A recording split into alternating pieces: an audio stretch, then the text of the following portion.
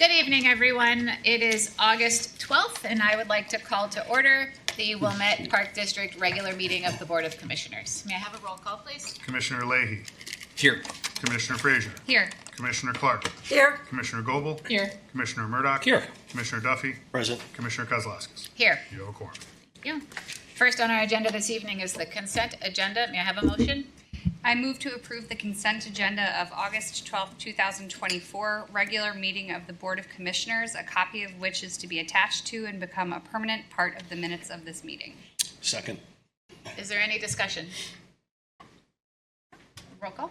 Commissioner Leahy. Yes. Commissioner Frazier. Yes. Commissioner Clark. Yes. Commissioner Goebel. Yes. Commissioner Murdoch. Yes. Commissioner Duffy. Yes. Commissioner Kozlowskis. Yes. Consent agenda is approved. Thank you. Section 3.0 brings us to communications and correspondence. Correspondence we have received up until Friday is in the packet. Per our policy, anything that was sent after the packet was published would, if it's not included in the packet you have in front of you tonight, will be included in the meeting in 2 weeks at our next committee meeting. With that, we'll move to public comment and recognition of visitors. As we get started tonight, I would like to refer your attention to the second page of the packet, if you picked one up, where the policy is printed out. It's the same in every meeting, if you're concerned that you haven't seen it. I just want to remind everyone that we do request and require that your comments are contained to 3 minutes. We now have a sign that Director Wilson will keep time. He will give the speaker an indication when there are 30 seconds remaining, and he will give an indication when the 3 minutes have completed. At that point in time, we will end your comment.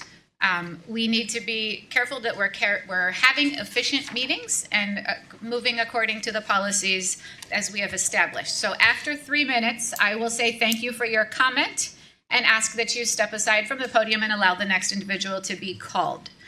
If we are unable to adhere to that, we will move to a recess and temporarily and then resume again. I just want to put that out there up front so that we're clear that it's not in response to any one thing a particular individual is saying at the end of those 3 minutes, but we will say thank you for your comment at the 3 minute mark and call the next speaker up.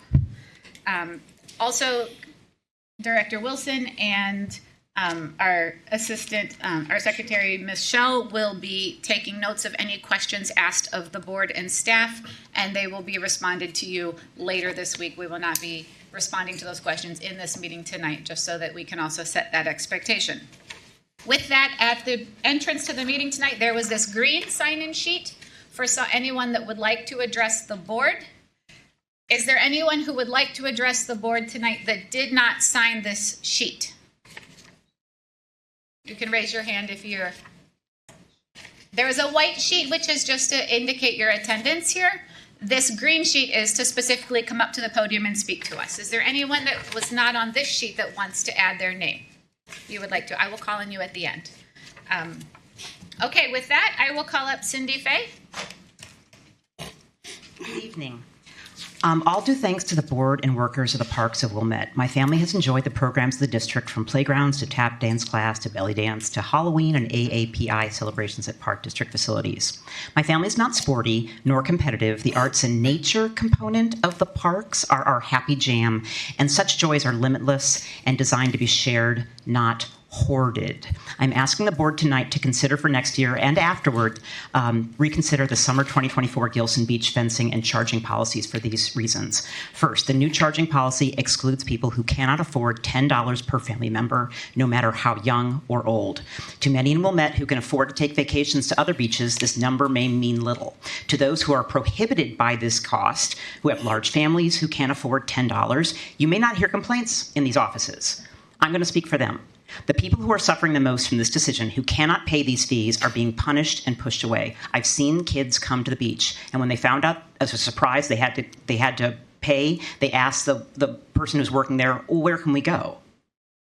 Next, the Q&A document that was released by the Park District that gave increased police calls as a reason for fencing and charging at the beach makes an offensive leap of logic, presuming that people who cannot afford the $10 have made employees afraid.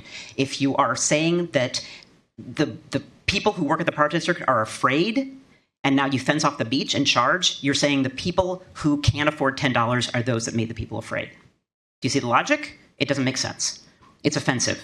Instead, please consider Park District practices put children, that's Park District employees, teenagers, in the inappropriate and risky position of policing patrons and visitors to the lakefront. Park District policy and procedures created 10 situations where employees felt the need to use police intervention. The designers of the park placed several entry points and viewing points with benches and tables. The fence works against this welcoming design. For many years, I have dutifully paid over $100 for a sticker permitting me to use my kayak in the beach. I loaded it myself on top of my car, drove it down to the beach, parked where I could, and then dragged it over the dune into the water. There are now limited entry spaces. Your new rules have limited my access. It's really difficult. It's hard for me to do this, and you've made it harder. Finally, by blocking a previously free and open lakefront, the policies have marred the beauty and peace and health benefits of the lakefront. My friend Katie graduated from New Trier High School, and she loved the beach at Gillson. When she died, her family held her memorial at the beachfront by the harbor. I rode my bike down to the park. I wept at the photos and the heartfelt tributes. It was a beautiful day. When the grief in my chest swelled too heavy to bear, I could look away to the iris blue water and think how much Katie would have reveled in this beauty. I hugged her 2 teenagers. They had just jumped in the water in their clothes for the memorial service. It grieves me now all over again to imagine Park District staff stopping 2 grieving children on their way to a ceremony to commemorate their mother and ask them to pay a $10 fee. Thank you. Please take your time and think over the horrible optics and community grief that you have caused by blocking off and charging what was once the last free beach on the North Shore. Please reconsider. Walter Keats. Walter Keats. I'm reiterating the point that I made in the communication there about the minutes being absent. So my understanding of the rule is that every 60 days, minutes have to be approved within 60 days. And if you note, there's no May minutes on there, et cetera. So, and those were minutes of meetings where there were lots of these people here where they would have explanations of what they asked about and also the responses that you all made at the time so that people could see what the responses were. That's something that really needs to be addressed. I understand it's a manual process, but that's the rule, and a lot of this misunderstanding and communication is because there's no documents out there for people to look at to see what happened. So please get caught up. Thanks. Thank you. Carol Kagan.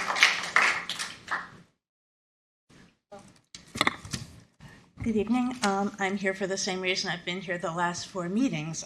You've put out frequently asked questions, but I've been to all the meetings and you haven't answered the frequently asked questions, so I will again reiterate the ones I asked, which is what were the factors that led to this decision, the real factors, and what alternatives were considered other than putting the fence up.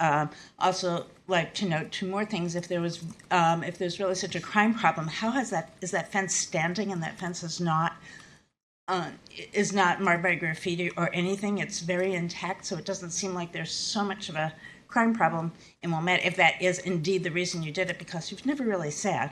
And the second thing is that I had company, out-of-state company, a couple of weeks ago, and I realized it would have cost us $50 just to go sit at the beach for half an hour, and that sort of took my breath away. And we didn't, and that's so unacceptable to everybody. Thank you. Thank you.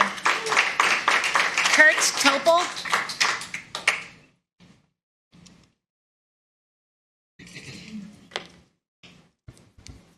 Hi, Kurt Topol. I live at 141 Maple. I first wanted to tell you that Gillson Park was one of the reasons we moved here about eight years ago. And it was an ideal situation because it had the best of both worlds. There was at the North Beach, it was an active place where you could take, in our case, the grandchildren. You could spend all day there, things to eat, things to do, lifeguards. It was an active, fun beach. Then the South Beach was, by contrast, a pastoral place, a place where you could sit at some of the benches that people mentioned. And seems like a dozen of them. Now, you have opened the one right by the gate, but it's not the same thing. We used to take walks, my wife and I, and we'd end our walk at Gillson on those benches. And it was a very peaceful, nice place. There were people out on the sand, but it was a marked difference between that and the swimming beach. And now it's sort of turned into a resort beach. There's a north beach, there's a buffer beach where nobody can go, which seems kind of a weird thing. And then you got another swimming beach. And it does seem a little strange to charge to keep the crime down. Somebody mentioned that just a minute ago, because that seems strange to me. If you're intent on drinking or causing trouble, the charge is going to keep you away from doing it. It seems a little offensive, just like the earlier person said. The other thing, and again, this is sort of an echo too, I live on Maple Avenue. Maple Park was redone about 5-6 years ago, something like that, I don't know exactly. And the Park District was very good about notifying us that we were doing it. They talked about the architect had this idea and that idea. We got the right age ranges. We got the right colors. I didn't hear any of that for the the fencing of Gillson. It's offensive to the eye. It's offensive that we're going to charge people because we don't want them to commit crimes. And anyhow, I would just like to get a clear answer as to why you did it, and has that problem been solved? Because it created a lot of other problems. Thanks. Thank you. Tanya Chevalier.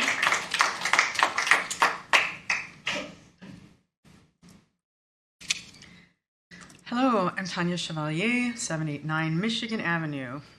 As a result of the Wilmette Park District's plans for Gillson, Gillson Park was listed on Landmarks Illinois 2022 Most Endangered Historic Places.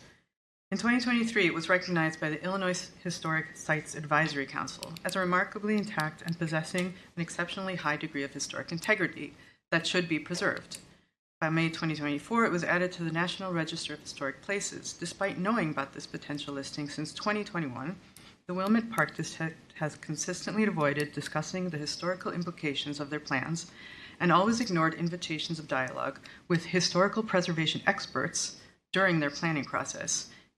Gillson Park's National Register of Historic Places designation happened despite you, yet today you celebrate it. Now, in July 2024, even the Cultural Landscape Foundation, a well-respected institution within the landscape architecture community, considers Gillson Park as a nationally significant landscape that is threatened and at risk, still to this day. Never was a historic landscape expert involved in the planning of Gillson Park. In 2021 and 2022, Lakota Consulting did not think to consider the historical implications of Gillson Park before they issued over half a dozen designs for the community to sift through. In 2023, Steve Wilson, Wilmette Park District's executive director, and a Walt Hamilton engineer personally made further adjustments. And finally, Uplands Design was forbidden to speak to the historic context and was required to work within the drastically altered plan to organize their plantings. Why do you think it responsible to substitute your inexpert opinions over the well-researched and professional judgment of nationally recognized experts in the field of historic landscape preservation? You are not landscape architects and should not presume to be. The alterations to the circuit drive you have forced through will destroy the harmonious historic drives, each deliberately laid out as 20 feet in width by renowned landscape architects who were peers to Jens Jensen and who influenced their work. Keep Gillson Green has watched and carefully listened to this board for the last 3 years, and who validated questionable in-house surveys against the scientifically accurate equity survey, which clearly points to the contrary desires of the community. Keep Gillson Green proposes a discrete 10-foot permeable path to balance modern needs with the park's historic integrity. This path is superior in safety to the Wilmette Park District's 5-foot concrete sidewalk along Harbor Drive, does not shrink Middle Drive, harms no trees, and was even included in the 1937 original plans. 450 people, over 1/3 of the population who responded resoundingly to the equity survey, prefer it. We will continue to advocate for improving our roads and sewers while protecting Gilson's historic and nationally recognized drives, and to support an alternative path. We will not go quietly into the night, even though your strategy seems to be to wear the population you reportedly represent out. The Park District's road plan, scheduled to begin in September, dishonors Gilson's important history. This board thinks that it's a good idea to disregard and trample the original design, unnecessarily narrowing and moving the original Thank you for roads. your comment, We Tanya. disagree. This board should be preserving, not destroying, Mark our community's Weinmuller. history. Thank you. Thank you.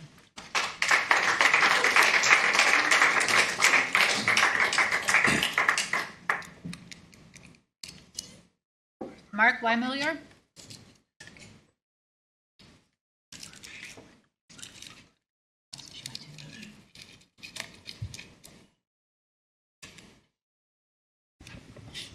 Good evening. I'm Mark Weiermiller. I'm starting my own clock, so I like to not go over 3 minutes. Funny story, a friend of mine was arrested at the city council meeting in Chicago for speaking longer than 1 minute. They drug him out. So I don't want to be that guy arrested at a Wilmette Village Board meeting or Park Board for speaking too long.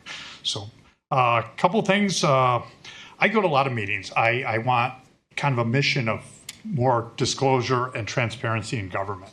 Also less taxes. My main thing is I want less taxes. So you might know us from Wilmette Connection. We have a Facebook page. Right now about 6,500 people. It's not next door. We kind of promote commerce in Wilmette and the North Shore. And we're also just commenting some on issues like the fence, for instance. And we're not really, we're going both sides on the fence, for and against it. So, but tonight I wanted to comment about a couple other things besides the fence. And first of all, the parks are doing great. People love Wilmette. This is a great community, and just fixing these little things are very important. I'm in a minute 6, by the way. One thing on the beach pass, I see it's for 65 and older. I'm 64, so I'm not considered a senior citizen, although I feel very old. IHOP, for pancakes, you only have to be 55 as a senior. So one idea would be to lower that to 55, like IHOP. And you know, we might as well try to encourage more older people to go to the beach. Again, 64, I'm not a senior. I feel like a senior. I sent an email earlier about the faucets at the new community, at the new bathrooms over there at the community playfields. I'm amazed. There's no water pressure. I'm amazed. I don't know. Maybe I should do a bigger job on this. Find out why you guys. It's been a year. No water comes out. It's bizarre. Secondly, the dog park that you guys want to build in Glenview across from West Park. I haven't heard much about this. I'm not sure if the Wilmette Park District should be putting a dog park under power lines. I don't know if people are familiar with that. I just bring that up. Thirdly, this purchase of the Beth Hiller, I always mispronounce it, congregation over on the expressway for $5.5 million. The Park District's bought that. I don't know why they're buying more land. I really don't want the Park District expanding. And hopefully you guys will talk more about that. I'm coming up on the 2:30 mark, so I'm waiting for Steve to hold up the sign here. Okay, there we go. I'm actually done. Mark Weiermiller, and thank you for listening to my comments. Thank you. Anastasia Feel free Royal. to applaud. Anastasia Royal.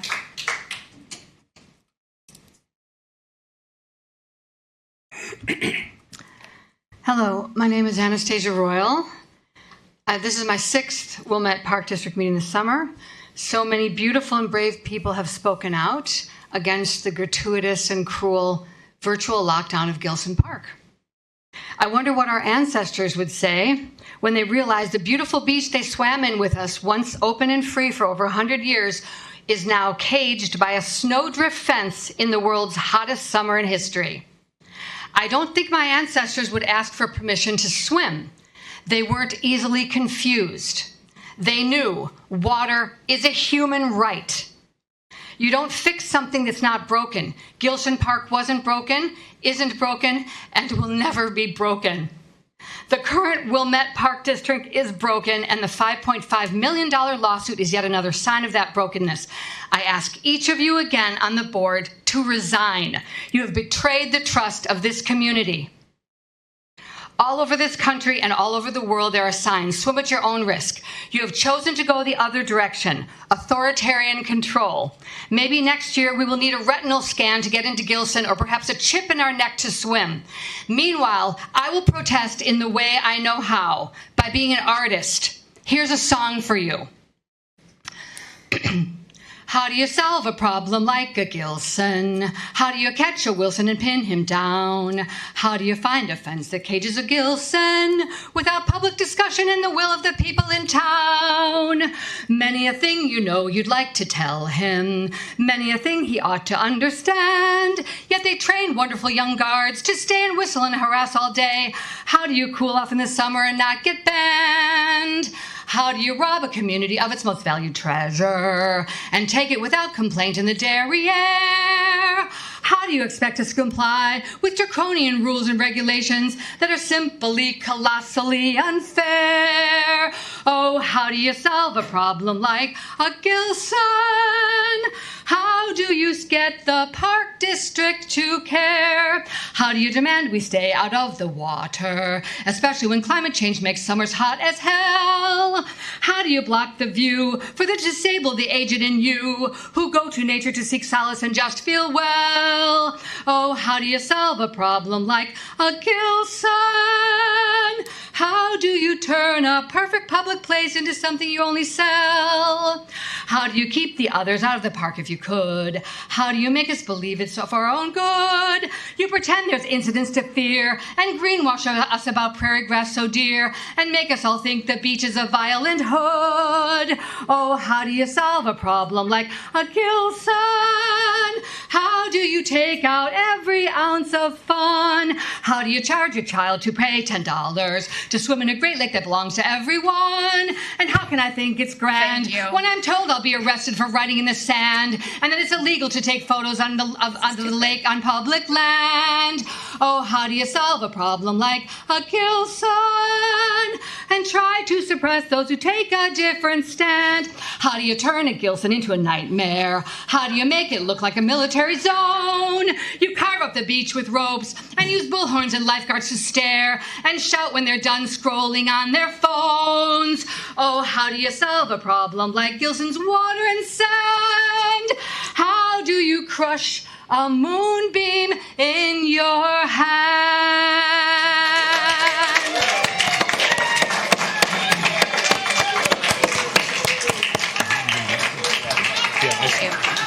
Patricia Smith.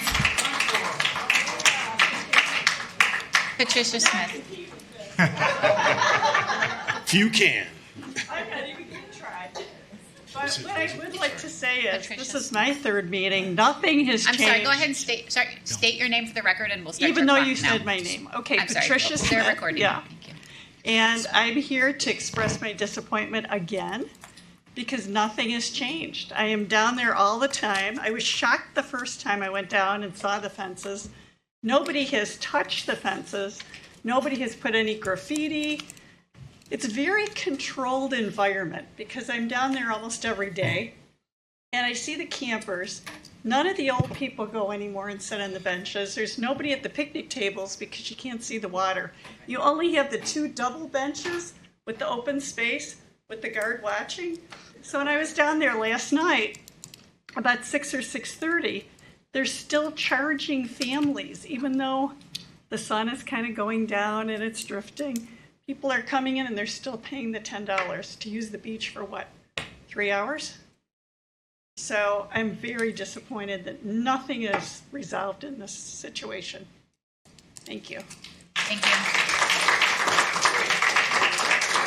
Paul McKinley.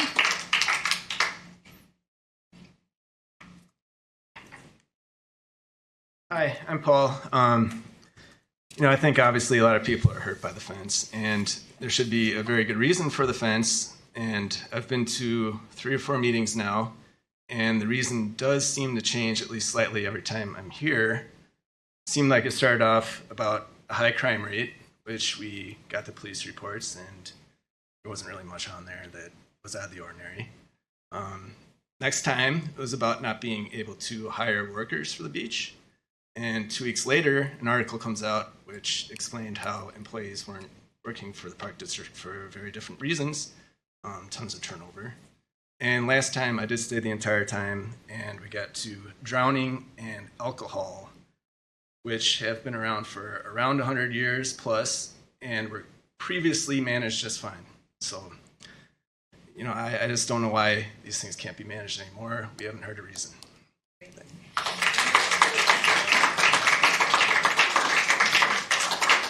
Edwin Textar. Commissioner Kozlowskis, can we have people identify whether their address? Their address along when they with their start. name? Yes, thank you. Thank you. Hi, my name's Medwin Texter, and I live at 523 Laurel. And I spend quite a bit of time down at the beach, and it's just an easy walk down there. And I want to talk about the mental health of the people, the residents, and of people who came to visit. It used to be so nice to go down there, so serene, everything, and you go down there and you're looking at like a prison now. It's terrible. You'd see people with their caregivers walking along, enjoying everything.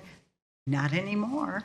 You see people at lunchtime. They come and they park and they eat their lunch, and it's a nice place to be, but not anymore. You've totally taken away the serenity of the area, and I just feel for all those people and myself. I've been going to that beach since I was old enough to ride a bicycle.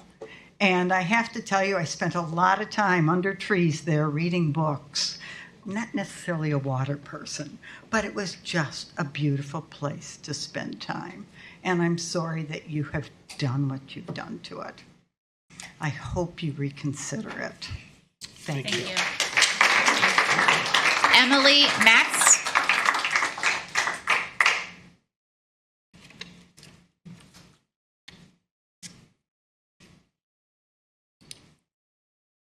I'm Emily Matz. I live on the northeast corner, 17th and Spencer. My husband and I bought this house in 1979. Okay, I was this high. No, I wasn't. I'm kidding. I was happily married, and I've been on beaches in and on Lake Michigan all my life, literally. I've been on boats since my father put me in a little styrofoam thing when I was about yay high. I cannot understand why Gillson Park has fenced up, and it might as well be a prison ground. It really is horrible to people that have grown up and lived here all their lives, not to mention paying taxes for a whole lot of years.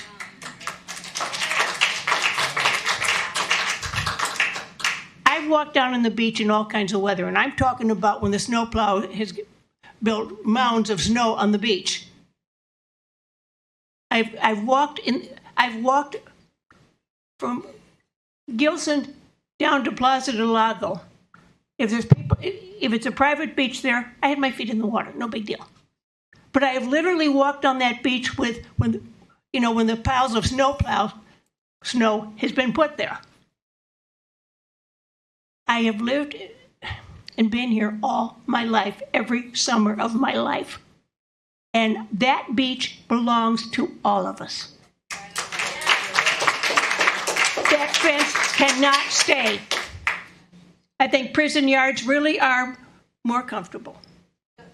And I've had, like I said, I've been on boats in Wilmette Harbor all my life. I'm still a member of the yacht club down there. This is rotten to all of us who've paid taxes for years and grown up here. Jeff.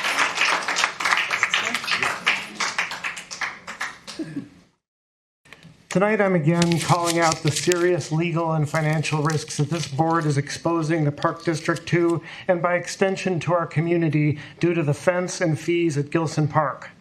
The $5 million lawsuit and the mass exodus of management due to the toxic work environment should have served as a wake-up call to this board. Our community's concerns are not just moral and aesthetic, but legal and financial as well. This lawsuit alone is guaranteed to result in significant financial consequences affecting everyone's tax dollars, the Park District's budget, and the services and facilities that Wilmette residents will rely on. It's come to light that the Park District failed to secure the necessary permits for the construction of this fence, a clear violation of multiple local, state, and federal regulations. According to an email sent to this board by an ad hoc committee, the fence construction falls within several regulated areas, including the Illinois Coastal Zone, a FEMA-designated floodway, and the historic Gillson Park and Wilmette Harbor District. Each of these areas carries specific legal requirements that were blatantly disregarded. The potential fines for unpermitted construction in these sensitive areas can be as high as $1,000 per day. Given the length of time this fence has been in place, the fines could be staggering. The email outlined a number of very troubling areas of legal and financial liability that, if proven in a court of law, could potentially expose elected officials personally.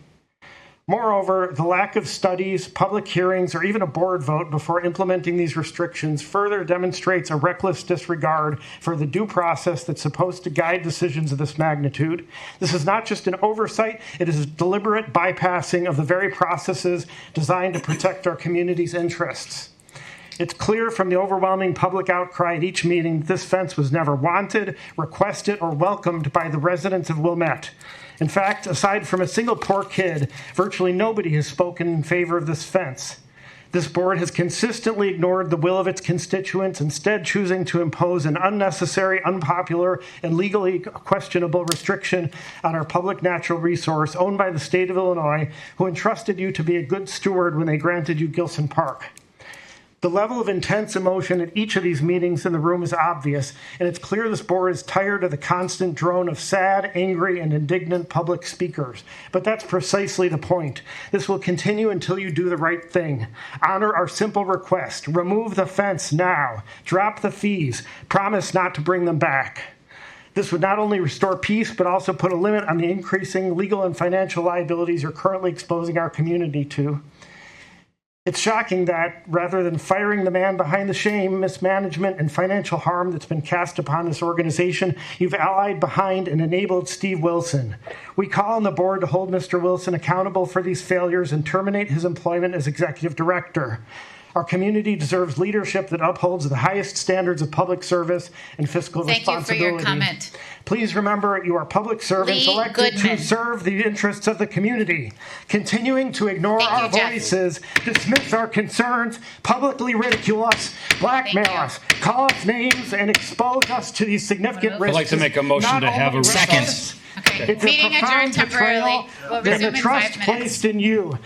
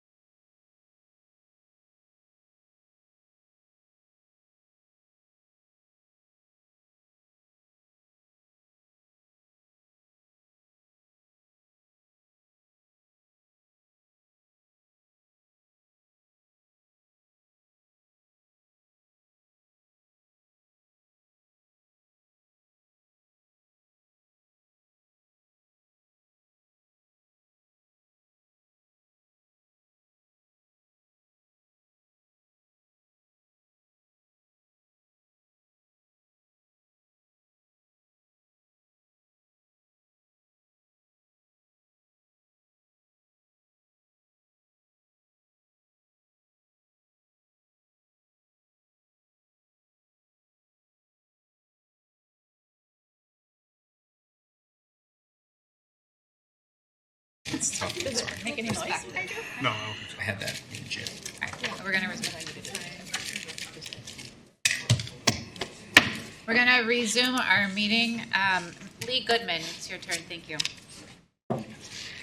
Please state your name and address when you get started. Thank you, Lee Goodman. I come here once again from Northbrook. It's a pleasure to be with you again. I just wanted to let you know people are starting to talk about Wilmette. You got people talking, not just in Wilmette, but in other places, and they're talking about Wilmette sort of the way they used to talk about Birmingham and Montgomery and Selma 60 years ago. They're talking about what's behind your policies and what's the impact of your policies. And the problem is what you've done here is starting to hurt the reputation of your town. And it's just a shame because Wilmette does not deserve to be talked about in that way. Now, you might think it's not fair that people are talking about your town. What about all these other towns up and down the North Shore? And, you know, someone could be talking about that too, but you started them talking. You put up a fence, and you got people angry, and you got people thinking, and they started looking at what is the historical precedent? What is the impact? Who are you trying to keep out, and why are you trying to keep them out so much? And what makes you think Wilmette people deserve to breathe the air and use the water and the sand, and other people don't? Now, you might think it's the people in this room who are causing the problem because we're pointing this out, but no, you're the ones who started this whole thing. We're just pointing out what you've done, and it's the obligation and the duty and the responsibility of everyone in this room to confront you with that and to ask you to answer for it. Now, you probably have noticed the press has started reporting on this, and some of you might be inclined to report the press, but it's their obligation and duty and responsibility also to confront you with this and to give voice to the people of Wilmette. And they're doing that, and they're going to continue to do that. I suspect you may have figured this will all just blow over and people will get tired of showing up, but have you noticed people keep showing up? Do you have any idea just how dedicated these people are? I don't think they're going to stop showing up. I think if you don't confront this issue and make some changes, you're going to be hearing at every meeting you hold from these people and from others because it is actually growing and getting more organized, the opposition to your policy. The longer this policy goes on, the more harm you do to the reputation of Wilmette. I think it's incumbent upon you to confront the reality, to listen to the people, to respond appropriately, and to help, not hurt, your town. Thank you. Connie Siegel. Hello, thank you. I'm here again, and I'll keep coming. I won't bring up the same things I did before. Connie, will you start over? State your name and address. I said Connie Siegel, 1229 Maple. Thank you. Okay. And there's some different topics on the fence I want to bring up that I don't think have been addressed. I know there's memorial trees there with plaques, and they're on the other side of the fence. And I'm wondering if that's legal. And it's certainly disrespectful to the families who paid for them and put them there and had those plants or trees planted. And the other thing, I met several teenagers on various occasions. Today I was down there about 4:30 and there were 5 teenagers passing me, and I could tell from what they were saying, they were really upset about the fees to get in. Very nice young girls, and so I spoke with them a bit. So this fee, which a lot of people bring up, does impact really nice kids too, not just elderly seniors like myself and handicapped and disabled and various, but it also affects young people who can't afford those fees.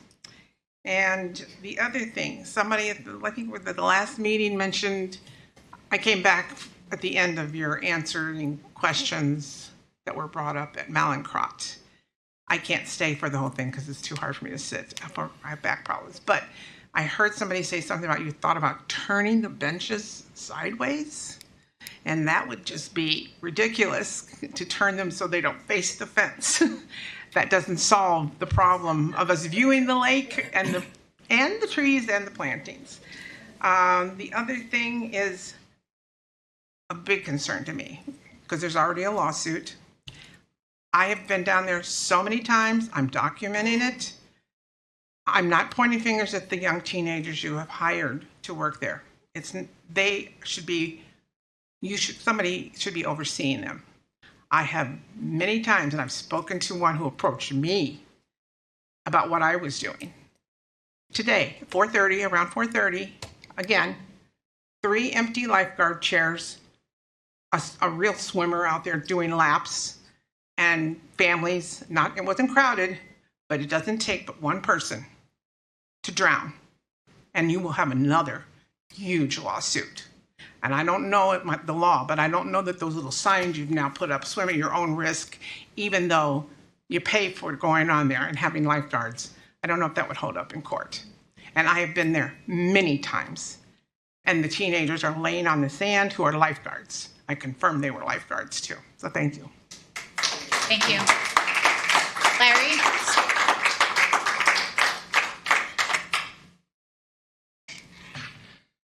Hi, I'm Larry Siegel, and I live at 1229 Maple here in the village. I wasn't going to speak, but when I got here, I read in the packet that there is a contemplated lawsuit seeking injunctive relief to take down the fence and various other things like refunds. I'm mostly concerned with taking down the fence. It alleges that the fence is in violation of some other laws. I'm not a lawyer. I have no idea if the case has merit, but I will financially support the suit up to a point. I don't have unlimited resources any more than anyone else here does. And it also suggests that if the fence is illegal, that the citizens have the right to remedy it by taking it down, and I will be one of them. Thank you. Gail G.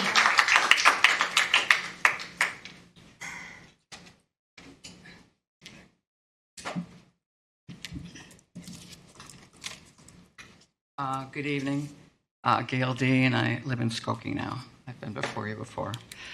I just kind of came sort of to wrap it up because this is the last summer public meeting. I came here in May, completely vulnerable, and as the summer has gone on, there's been so much misinformation and misleading information that I want to just reiterate that I think that you as the board and management need to really reinstitute trust in your community. I left in a huff the last time I was here at the public meeting because I got angry because I spoke about misleading statements to you, and then I sat here and heard another misleading statement, and I left in anger. Because in May 20th meeting at Mallinrock or Mallinckrodt, whatever, however you say it, Mr. Wilson and I believe Commissioner Duffy both confirmed that swim at your own risk was decreased liability. And then in July, you popped up with now you have a risk management and it's actually increased liability. So that was just one thing. My freedom of my information from the police department is still not in any of the packets since June, the beginning of June, when I first tendered them here to your board. So they're not available for any of the public to see, and that whole summer has gone on about no assault and battery. That assault and battery was mentioned in your memo when you just went to the board in March when you suggested that you needed to do this for safety. Consequently, the narrative has shifted over the summer, and it's more about the, I guess, abuse from patrons to the young employees. And yes, the police reports did show that there was a lot of underage drinking arrests, most of them taking place at 8 o'clock or later in the evening, not during the day or not during the weekends. And as somebody else already said, like whether you have drownings or underage drinking, those certainly aren't new situations to any beach probably in the last 100 years.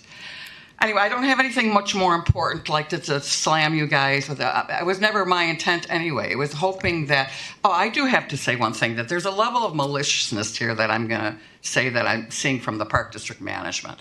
And I don't know if you folks frequent the park to actually see what's going on. Okay, but this isn't about legally ADA, but it's about the letter of the law. I mean, it's about the spirit of it. Vegetation, lush vegetation has been allowed to grow up in front of every bench except at the ones in the entrances. And yet just a few feet away, you can see past through the fence. But right in front of the benches, all this vegetation now blocks the view. And Mr. Wilson actually mentioned that. Wasn't that kind of cool that was happening in Mallet Rock meeting in June? And that got discussed and left then. I was at Elmwood Dune. Thank you for your comments. Okay, and you know what? You can no longer see the lake from the top of the dune, and I know you guys manage it. Okay, so once again, disabled people are being left out. You can't see the lake from Elmwood either, and you guys don't even own it. You manage it. Thank you, Ms. Steve.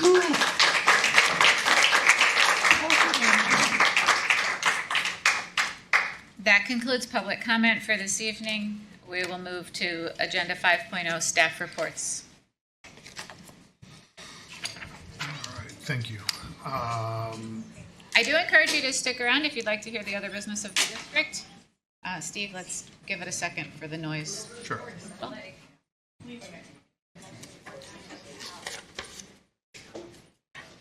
Okay, go ahead. So tonight for staff reports, we do have some missing department heads, so we're just going to do the director's report. You have the written report from the department heads in your packets, and have someone with their hand up.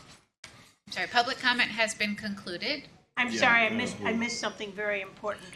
You may send us an email, and it would be No, I'm not going to circulated send you an the entire email. board. I went down to that park on my way over here.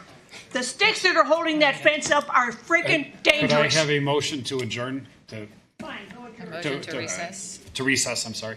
I don't think we have a We second. don't need to, great, thank you. We'll continue.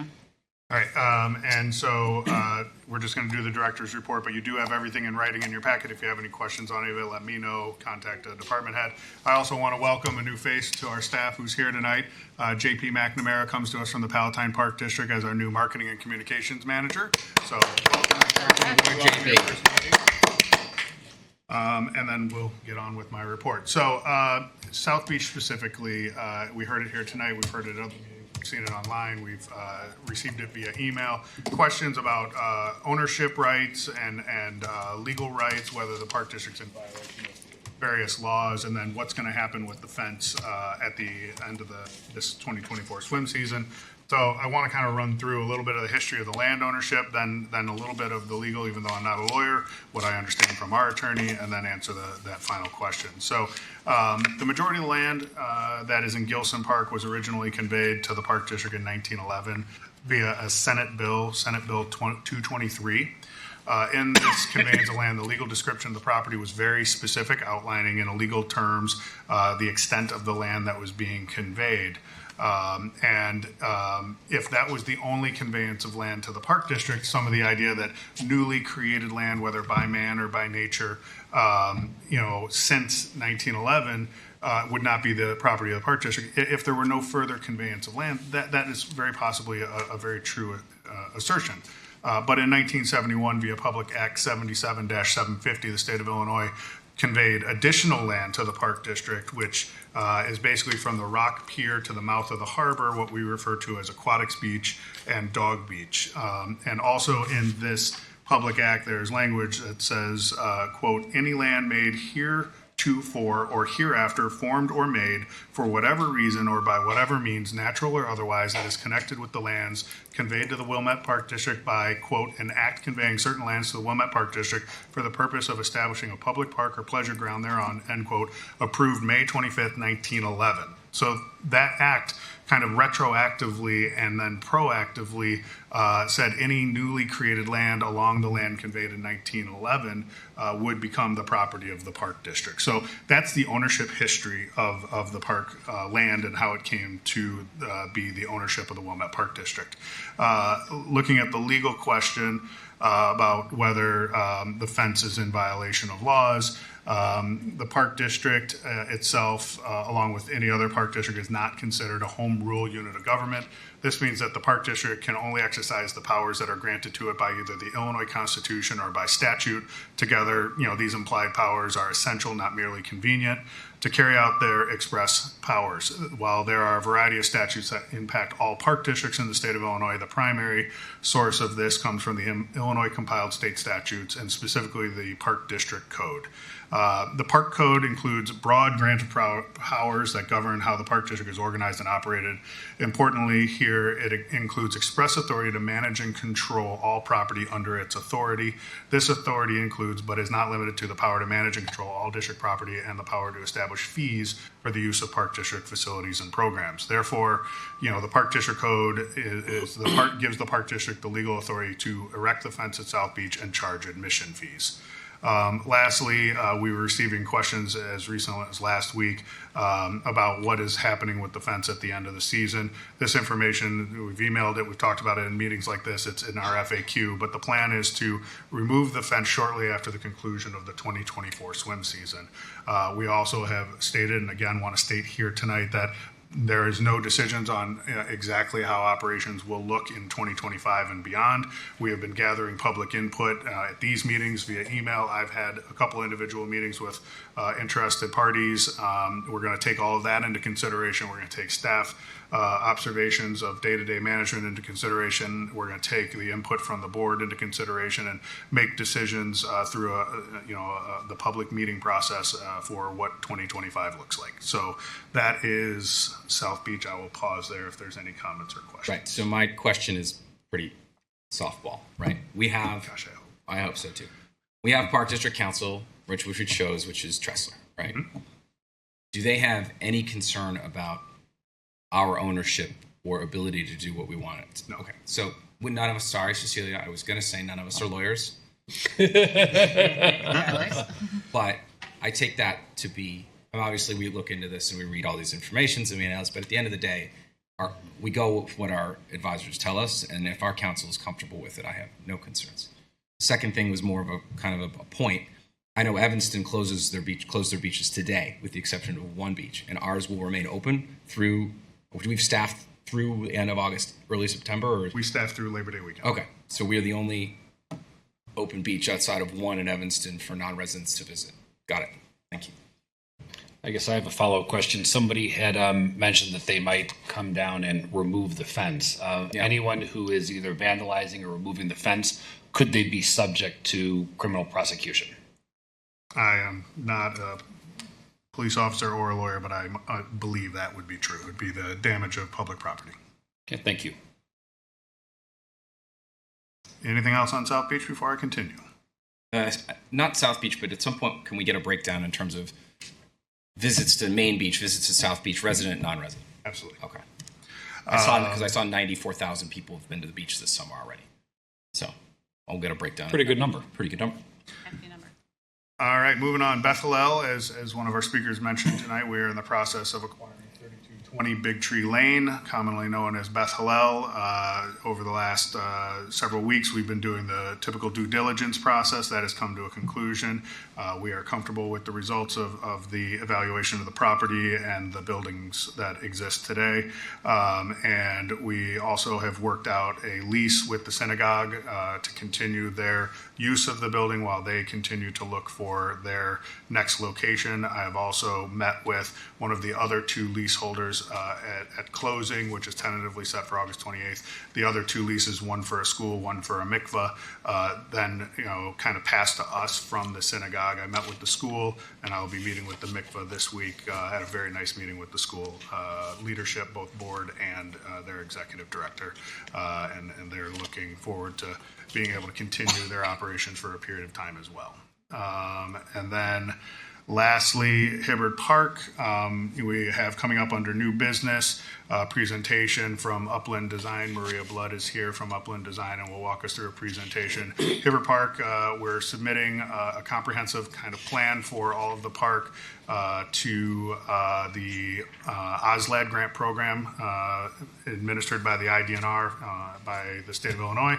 And one thing that I do want to clarify that I think I didn't quite say well at the last committee of the whole meeting, the requirement of do the project or not do the project is whether or not a grant is awarded. If a grant is rewarded, then by way of the resolution that's also under new business, we're committing to completing the project and completing the project within a specified time frame.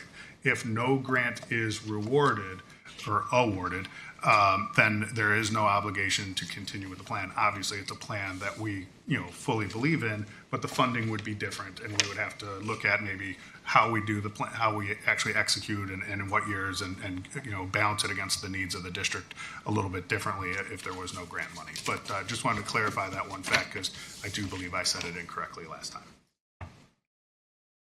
And then lastly, I've got something in there about summer activities. We have a lot of camp fun that has come to a conclusion. More camp fun continues with some of our late summer camps, but the pool, beach, and golf, to your point, the beach continues on. And so the pool and golf, and take a look at the Superintendent of Recreation, Dave Merrill's report for just a little bit of all the things that everyone is doing. It's quite a bit. I don't think you mentioned this. It's written here that the OSLAD grant provides up to 50% of the cost of the project. So just so for that to be on record. Thank you for that. Mm-hmm. That brings us to, we have no unfinished business, so we'll begin new business. Is Upland Design here? Yes, Maria. Oh, there we are. From Upland will. Thank you. Just plug in up there. All right. Give me a minute. I'll plug in the presentation that is also the same that it was in your packet. Yeah, absolutely. Thank you. I have how do you solve a problem like Maria in my head. I'll do. You know, I was singing along with it.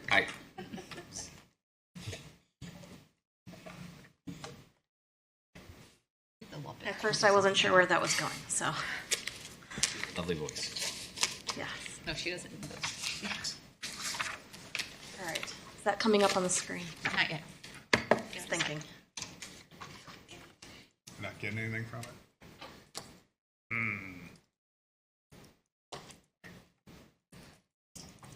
Everybody grab a packet.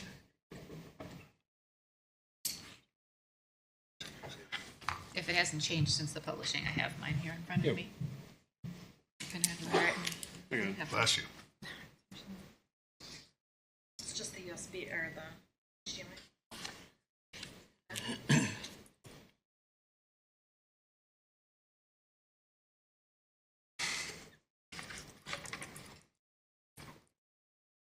Is there a different port, maybe?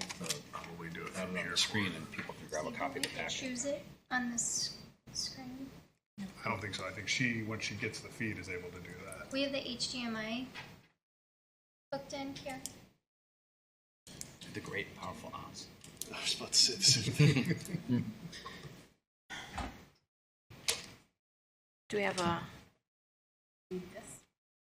No, we have an plugged into the HDMI. Yeah. HDMI is plugged in directly. I'm comfortable. I have it. Yeah, we have it in front of Here, us. why don't you just walk us through it? If anybody doesn't have a copy, there's more copies over on the table if you want to walk through with us. All right. Yeah, Okay. Thank let's you. go ahead. Yep, for sure. Yeah, can you do it?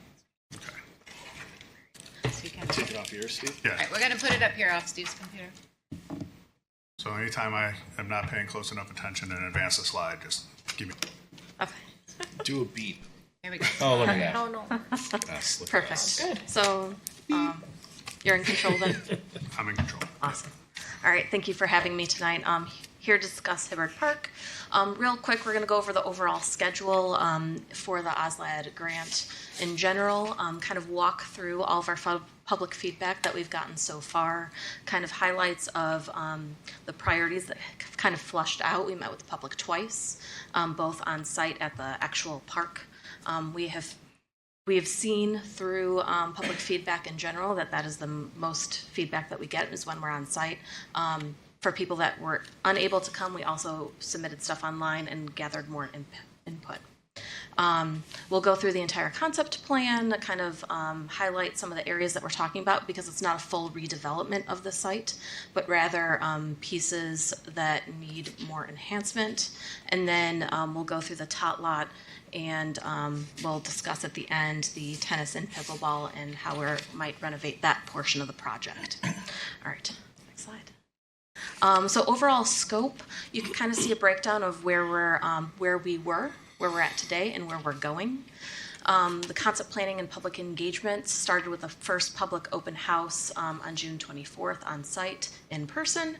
We had our second one in person on site. Both of those were we had the online component as well that was opened for a couple days after that as well, and posted on through the Park District social media and all of that to publicize. From that, we were going back and forth with Park District staff, created the master plan after our public feedback, prepared the plan that is in front of you today, and subsequent costs that it will take to develop it further. Tonight, we're here to present that plan, get more feedback, and potentially award a resolution or approve a resolution for the OSLAD grant. And like Steve had mentioned, the resolution is just for the grant itself, that we are committing, if it was awarded, for that up to 50% $600,000 max match that they'll award. So up to 50%. Say that one more time? Yes. Up The to 50%. OSLAD grant is for up to 50% of the project cost, with a max of $600,000 awarded from the state. So anything over that, the Park District will need to cover. The OSLAD document preparation, we are doing that as we're moving forward. There's lots of pieces and parts to that. We'll submit everything to the Park District staff for preliminary review in September, and then final submittal to the IDNR in mid-September, September 13th. That's overall schedule of where we're at. On the next slide, we have kind of the first public meeting. Question was, how are people using the site, and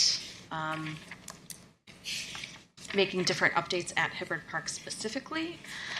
We talked about different things, accessibility, natural areas, and connecting existing path came to the forefront of all of the most preferred items. Other things that came up were a pavilion or the tot lot updates, baseball fields, outdoor fitness, skate park renovations. So the most was natural area addition, and the least was our skate park improvements. On the next slide, you can see our second question in that first public input session. How often do you visit Hibbard Park? A great way to gather kind of that feedback, who our respondents are. 33% was kind of the most of what we were getting, a couple times a year. That's kind of normal for a community park size like this. It's not a drop-in use where, it's across the street from their house. So our respondents were kind of in the range that we were looking for. On the next slide, you can see question 3. If we were to renovate the tot lot, what you'd like most to see as far as color theme. People like to talk about colors as well. The natural theming was the most popular in greens and browns.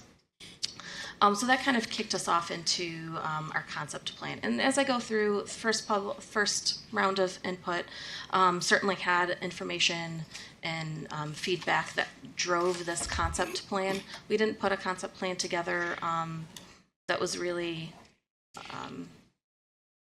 further developed until we got that comment. But I will walk through each of these areas because it's a little bit harder to see on the screen. So the next slide, you'll see our new shelter area located just west of the ball field, east of the playground. This is a great spot. We're maintaining existing trees. It's a great space for multiple picnicking options and located centrally for ball field use and playground use. So thinking about from a park planning perspective where the location was. So that is where we are proposing the new shelter to be. On the next slide, you can see the addition of a new accessible water drinking fountain that would be current with the new standards of the Park District, including a bottle filler. Could I interrupt for a second? What water fountain do we have right now, and what will the changes be? So the drinking fountain right now is closer to the playground, and it is not accessible. So we would need to move that and relocate it. With needing to update it, we thought it would be a good opportunity to relocate it that was centrally located within all the different And amenities. does relocating it increase the cost? Because it's a pretty big number for... Yeah, because you got to run the plumbing, right? Right. So would there be an option to have an accessible drinking fountain at the current location at a lower cost, out of curiosity? Correct. Okay, The we'll only come back to that later. Thanks. Yeah. So when we start talking through this concept planning too, what we submit to the IDNR staff, we can always make adjustments. What we're committing to is the elements. So as it gets further refined and costs are come up, we can look at those. So you say it's more centrally located. How is it located there because there's more activities happening right there? Yes. No, it's So right here. It's going to be right here. Yeah, it's going to be right yeah, so in the red circle, you could see the proposed location of the new drinking fountain. So it would be close to the existing tennis courts, by the ball field, by the playground, and by the location of the new shelter. Just south of there, it's coming up in the next couple slides where the new fitness area would be. But we're not talking about, so Existing, I guess, where's the current water fountain? I think you said it was by. Yeah. So is this ball field used more than the other ball field? No, they're using the same amount. Well, there's no drinking fountain. I think she's saying it's tucked in kind of into the Right, so it playground pulls it out versus here. now it's Yeah, right I get it. We'll go through some of the numbers when we get to the end. I sort of caused the problem at start. He asked the where questions, it but we'll is. get there. Thank you. I will say it's not it's not awkwardly placed where it is. It doesn't feel too far from things that if the price is exponential, then I think where it is now is definitely something we should consider. But it doesn't sound like we need to make that decision tonight. Yes, location, I think, does not need to be finalized tonight, not at all. All right, the next slide, we're looking at also accessible parking improvements, making sure that we have our accessible routes to all of our park amenities, making sure that from the building to some of the other park amenities, we have additional ADA spaces. And then adjacent to that would also be the addition of an accessible path locating or connecting our west side to our east side. You can kind of see that with the red dashed line going east-west, and then connecting our ball fields. And as well. so anything that's red dotted doesn't exist currently. I thought there was some connection to the ball field from the parking lot. Is that not correct? That is not correct. Okay, thank Sorry. you. I haven't been there in a little while. No worries. Thank you. Yeah. So as we start making these improvements, we want to make sure that we make all the amenities within the park accessible, and that's why we want to include it in this grant to maximize the funding. Also, it creates this nice loop. So as patrons use the park, they could start doing their loops throughout without going through the parking lot.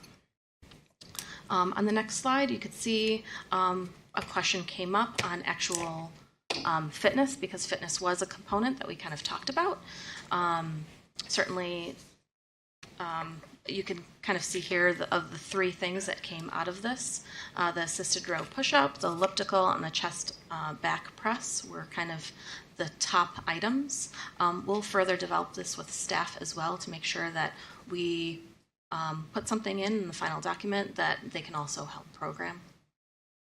Okay, I was just curious about this. I mean, I know that these are, I'm sorry, I know that these are designed for outdoor use, but are these things that are going to have to be removed in the wintertime in order to, preserve life? Or No, so these are meant like playground equipment. It's playground equipment for adults.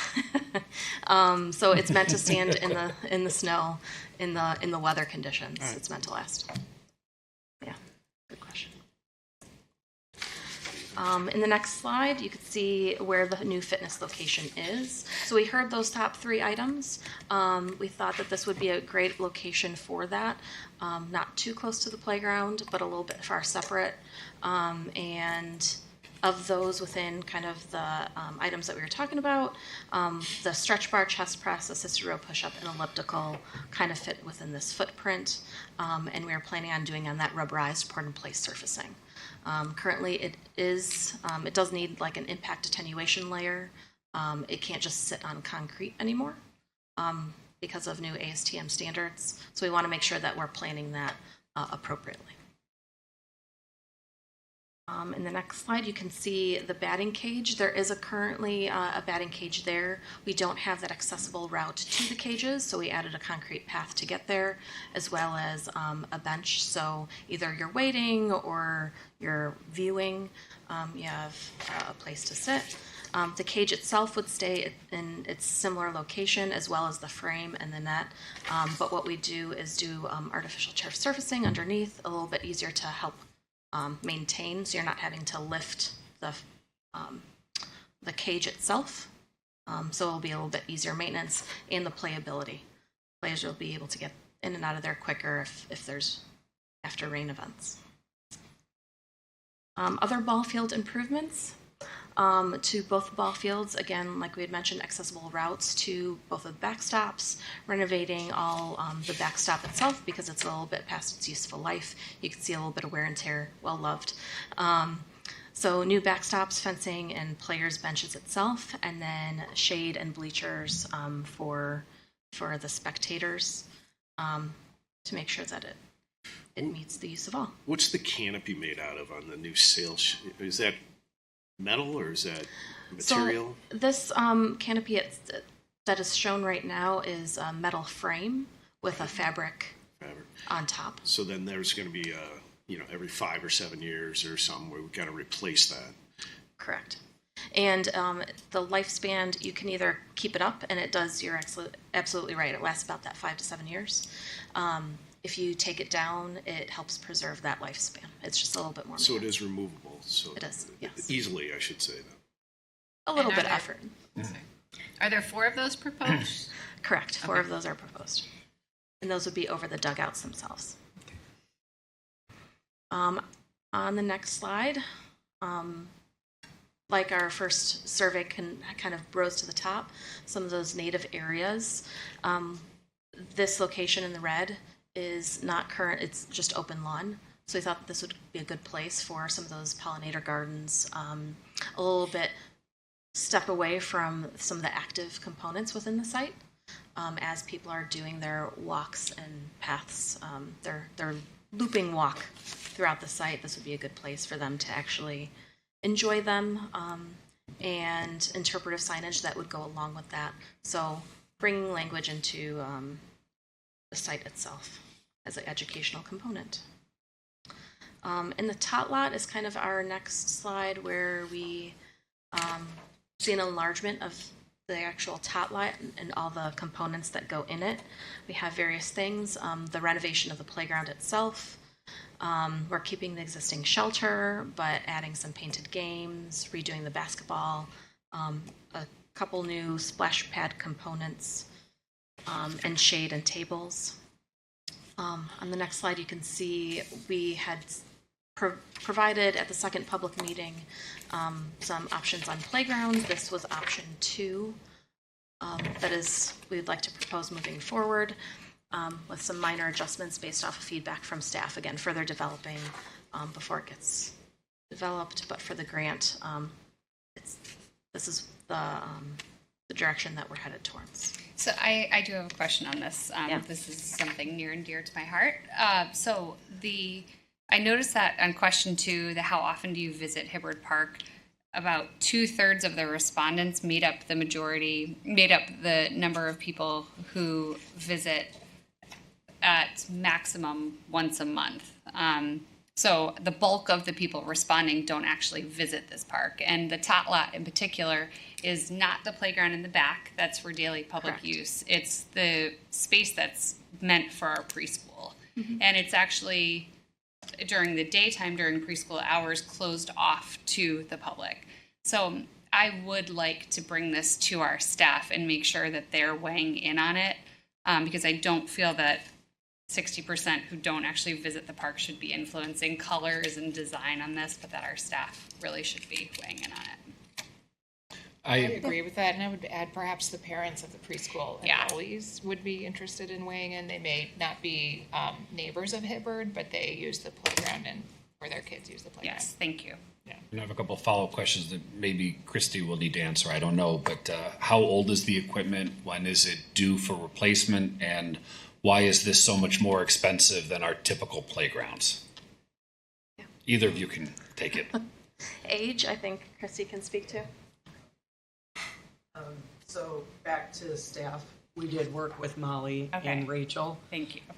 They have a couple of tweaks about the monkey bar and the pole, but other than that, all of the concepts that we presented, we ran past them before we even presented them to the public.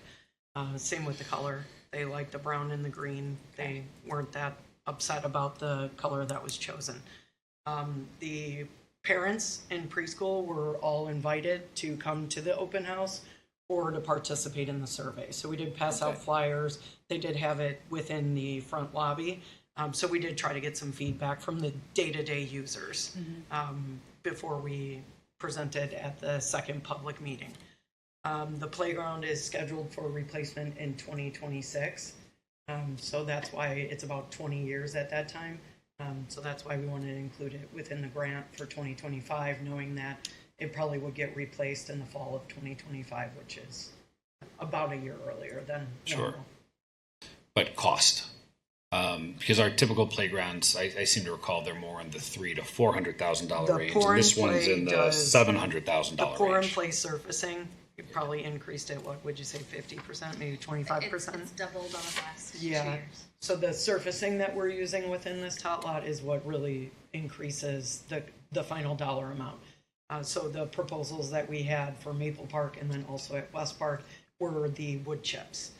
So that does increase the cost substantially. And then we're adding a shade structure, picnic tables, things that wouldn't have been included in other park projects. We'll get to more of the numbers later. Okay. Thanks, Christy.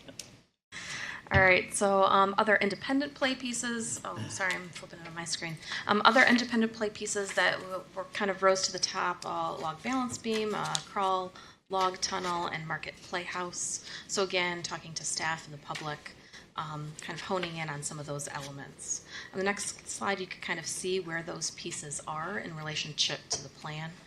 You can see the plan, the 2 to 5 play structure, and that market playhouse.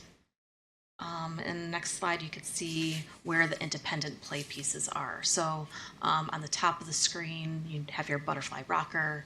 On the right-hand side, kind of towards centrally located, that caterpillar climber, and then your log balance beam and log crawl-through tunnel, kind of in the bottom there. So kind of creating a play space for all the abilities and age ranges. Next slide, you can see where that new shade structure, similar post, metal post fabric top, adding a little bit more shade into the space. That was one of the open-ended questions in the public input survey. People definitely talked about shade, so we wanted to make sure that we were responsive to that. We added a shade structure with some picnic tables underneath, including a child-sized table.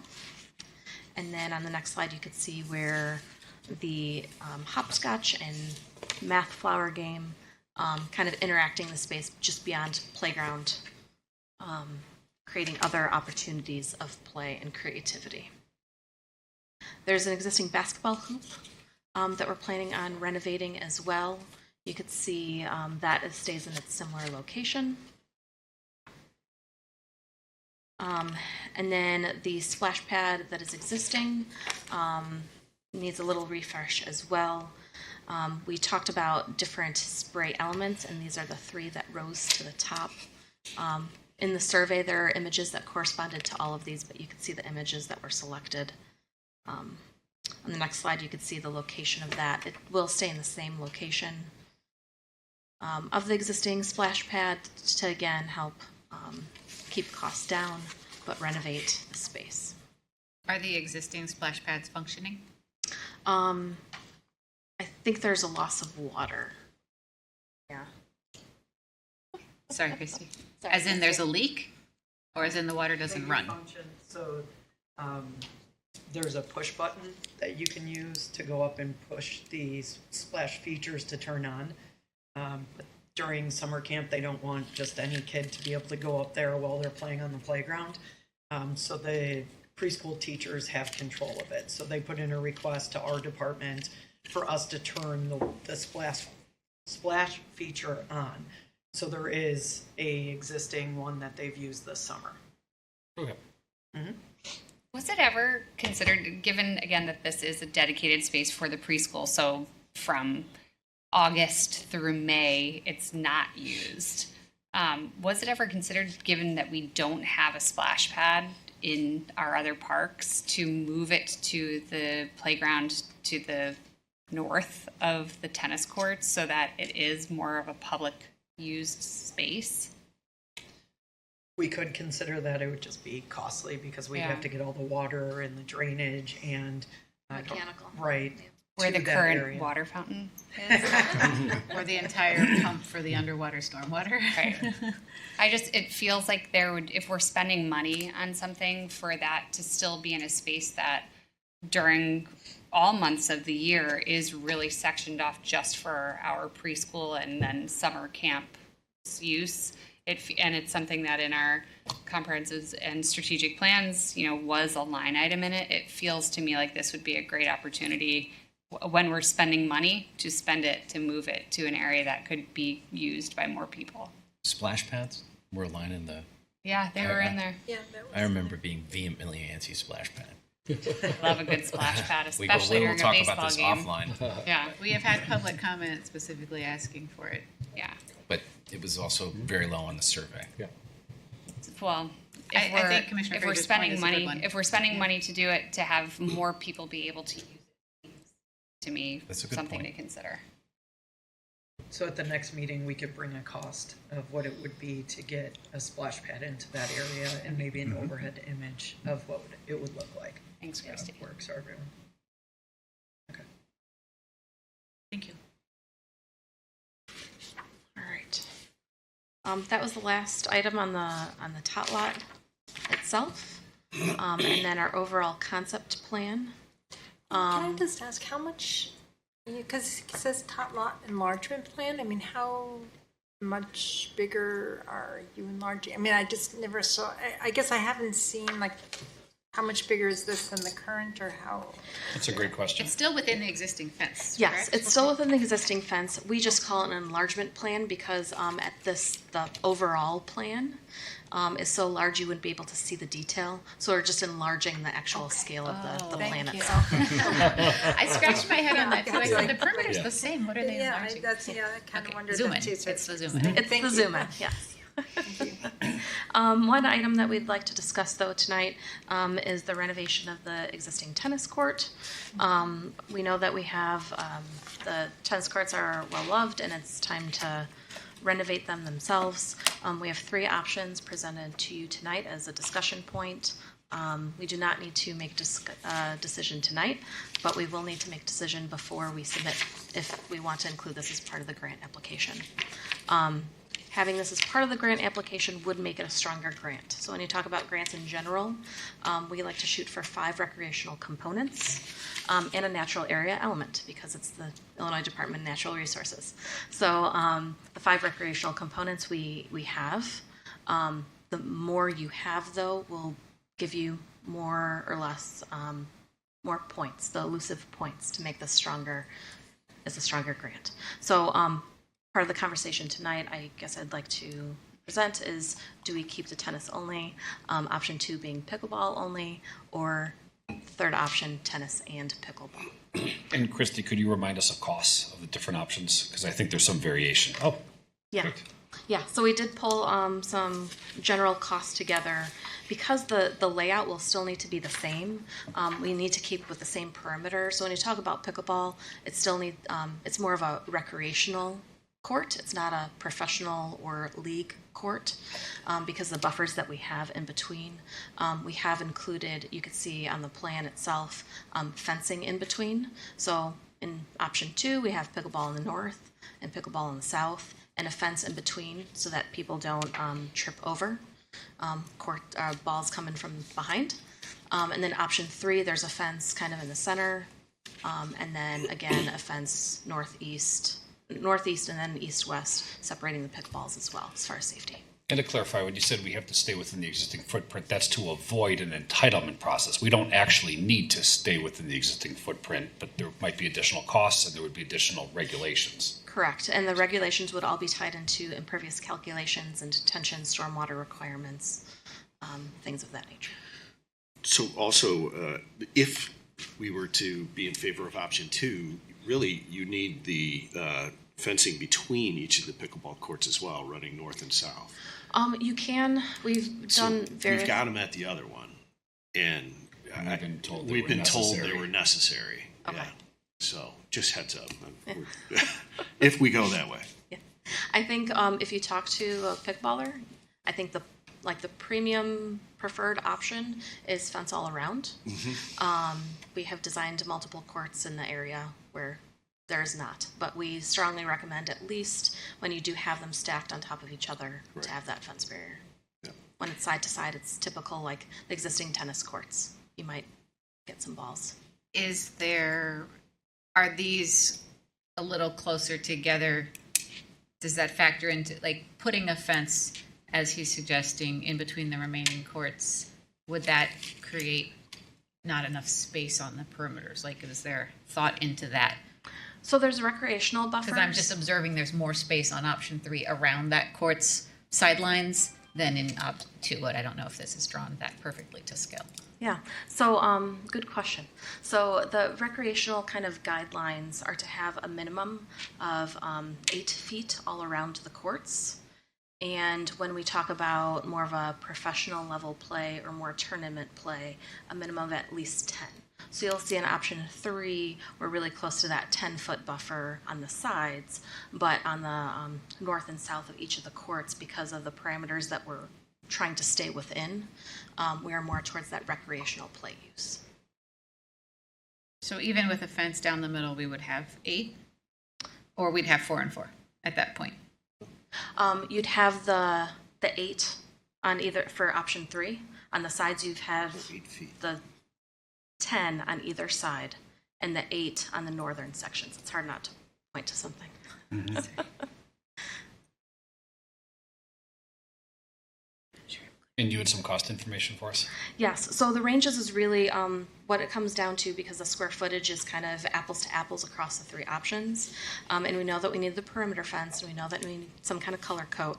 The differences between the 3 are more of how many posts and nets and how much fencing is included. So we're ranging anywhere from $317 for option A, option B is $332, and option C is $344,000. I'm confused because we have option 1, 2, and 3 Oh, here. sorry. and you 1, 2, do 3, that. ABC. Yeah, Yes. ABC 1, 2, 3. Does this So include? the middle one with the 6 courts is not the most expensive. I was expecting. No, the most expensive would be the most fencing, which is option 3. But with the fencing between each, it would end up becoming the most expensive. Right. Correct. Option 2 would. Okay. And does option 2 include acoustic fence? It does not, no. But I think we would probably want that. Yep. Yep. Yeah, I was going to say, since they're saying that Yeah. even the courts you have between them, so price for option 2 would probably go up. It's going to go up, that's what I'm saying. But so give us those numbers one more time. 317. 317, 332, and 344, and that did not include the acoustic fence or acoustic board. Similar to community play fields on 2 sides or all 4?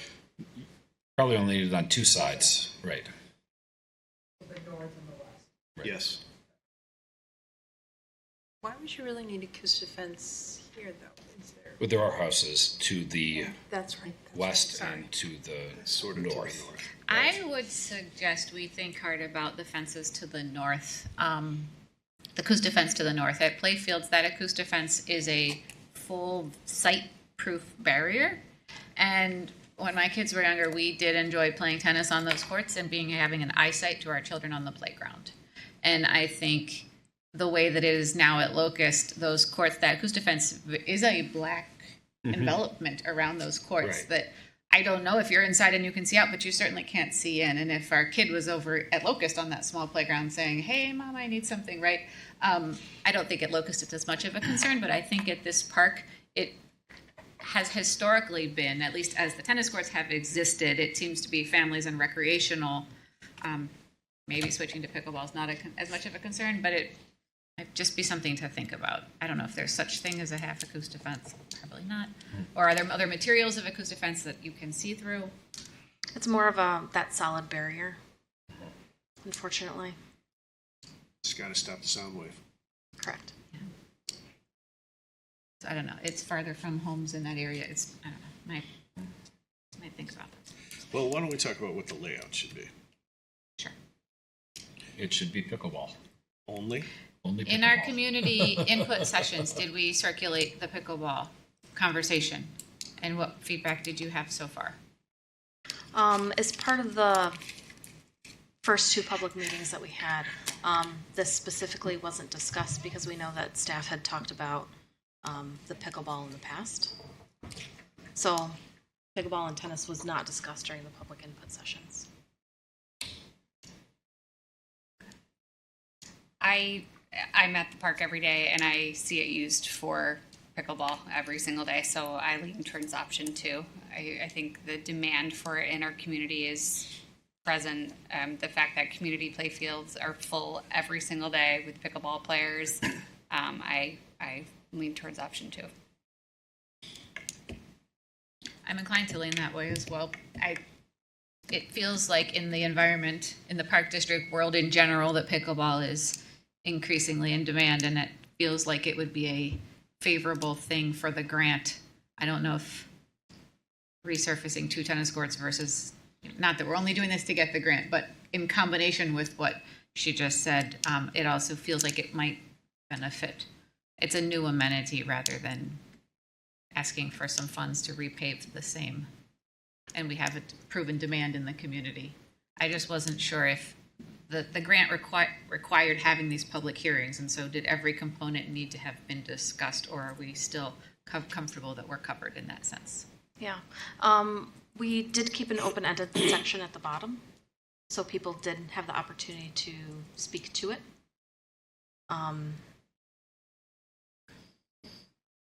Any other thoughts? Which option?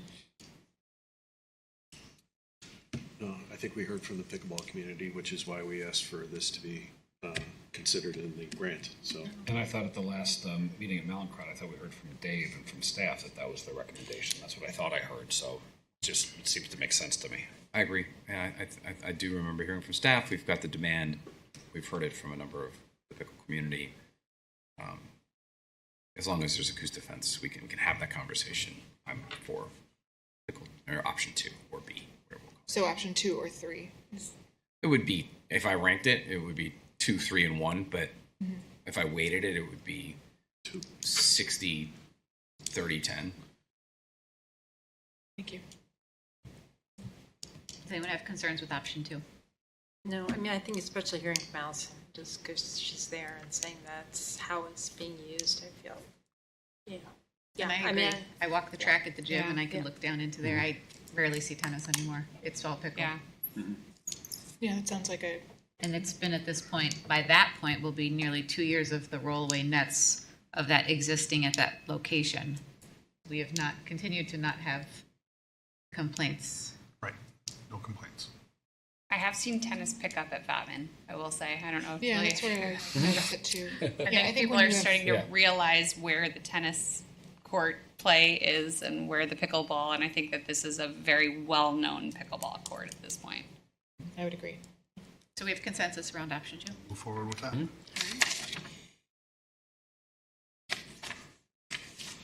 All right, budget. So we pulled preliminary costs together, as you can see in the packet, highlighting all the different recreational components in our natural areas section. All of these included at a master plan level, 20% contingency because of the market the way it is. We want to make sure that if awarded the grant, that in a year from now, we can start having the conversation and not short-sight ourselves, knowing how the construction market has continued to increase. And then certainly there's design and permitting and other soft costs that are included in each of these as well. Questions? I'll jump in. Yeah, you want to start? Yeah. Sure, why not? So, something you said I didn't understand previously, and if I missed it, I apologize, but that I'd heard the 50% figure, but I never heard the $600,000 cap. So I'll come back to that in a second, but in terms of successfully receiving a grant, how many of these elements are critical to that, and what parts are more critical than others? I assume ADA accessibility is probably pretty high up on the list, for example.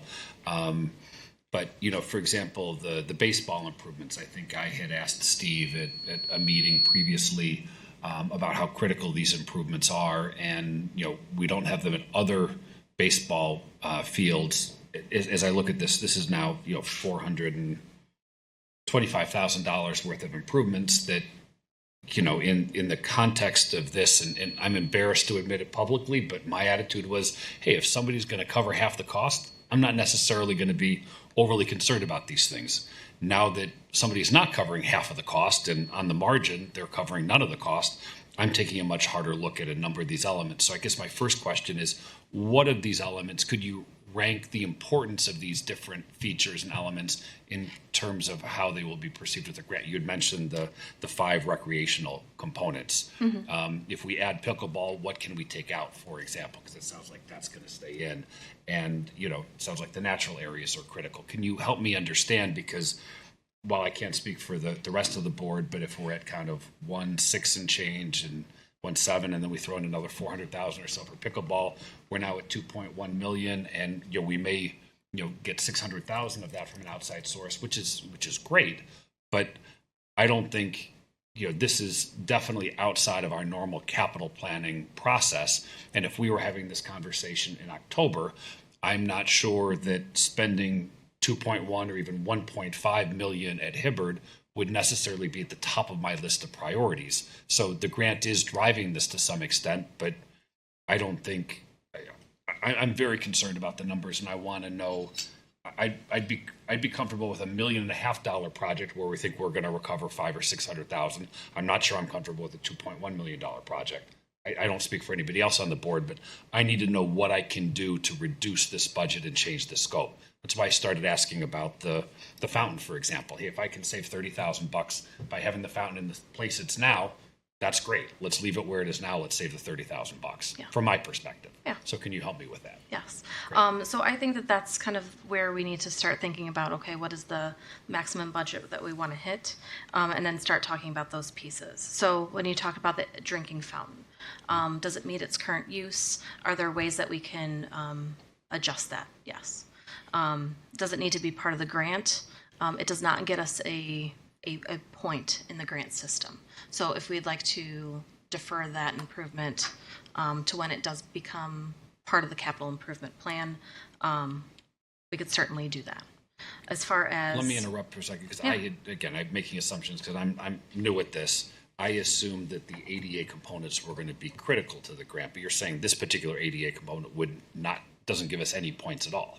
It's not considered a recreational component. It's just an amenity at this point. Yes. So is it only recreational components that count towards or natural the consideration? Areas? I mean, what are help us like a pavilion or recreational component? Yeah. So a pavilion is a recreational components because it offers picnicking and shelter.